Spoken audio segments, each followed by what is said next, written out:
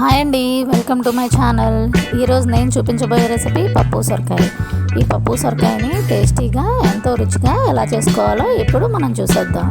ఇంకా ప్రాసెస్లోకి వెళ్ళిపోదామా?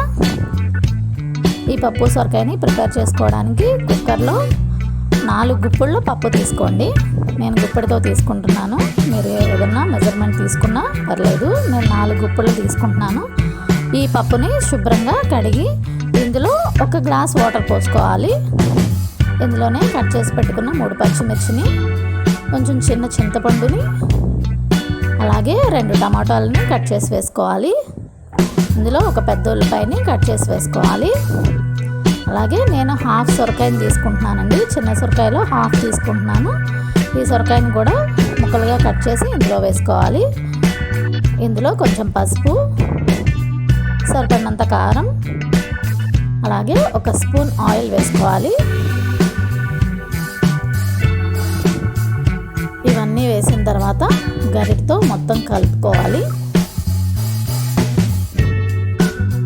ఇలా కలుపుకున్న తర్వాత కుక్కర్ని క్లోజ్ చేసి స్టవ్ మీద పెట్టుకోవాలి.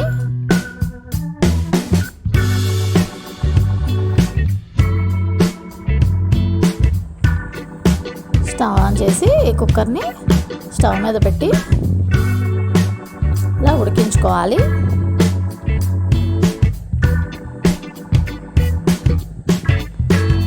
ఫోర్ విజిల్స్ 5 విజిల్స్ వచ్చే వరకు ఇలా ఉడికించుకోవాలి.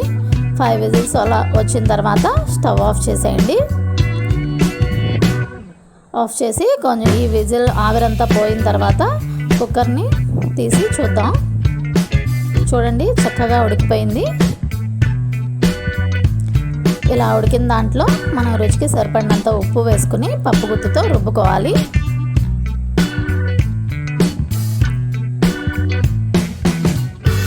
ఇలా రుబ్బుకుని పక్కన పెట్టేసుకోండి. తాలింపు కోసం స్టవ్ మీద 1 గిన్నె పెట్టుకొని ఇందులో ఆయిల్ యాడ్ చేసుకోండి. 3 స్పూన్స్ ఆయిల్ యాడ్ చేసుకుని ఆయిల్ హీట్ అయిన తర్వాత ఇందులో 3 ఎండుమిర్చిని కట్ చేసి వేసుకోవాలి. అలాగే తాలింపు దినుసులు వేసుకోవాలి. ఈ తాలింపులో ఎండుమిర్చి వేగిన తర్వాత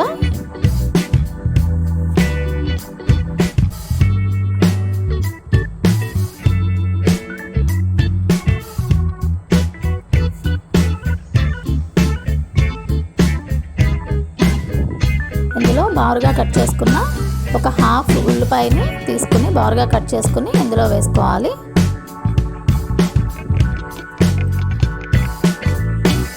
ఈ ఉల్లిపాయలు వేగుతూ ఉండగా ఇందులో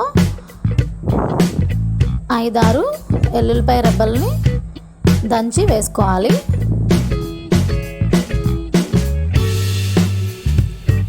ఇవన్నీ చక్కగా వేగేలాగా కలుపుతూ వేయించుకోవాలి. ఇందులోనే శుభ్రంగా కడిగి పెట్టుకున్న కరివేపాకు వేసి వేయించుకోవాలి.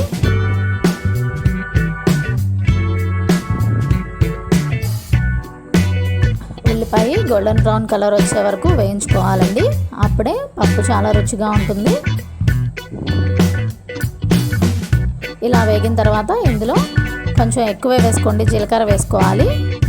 జీలకర్ర వేసుకోవడం వల్ల గ్యాస్ ప్రాబ్లం రాకుండా ఉంటుంది. ఇందులోనే శుభ్రంగా కడిగి పెట్టుకున్న కొత్తిమీర తరుగును వేసుకుని తిప్పుకోవాలి.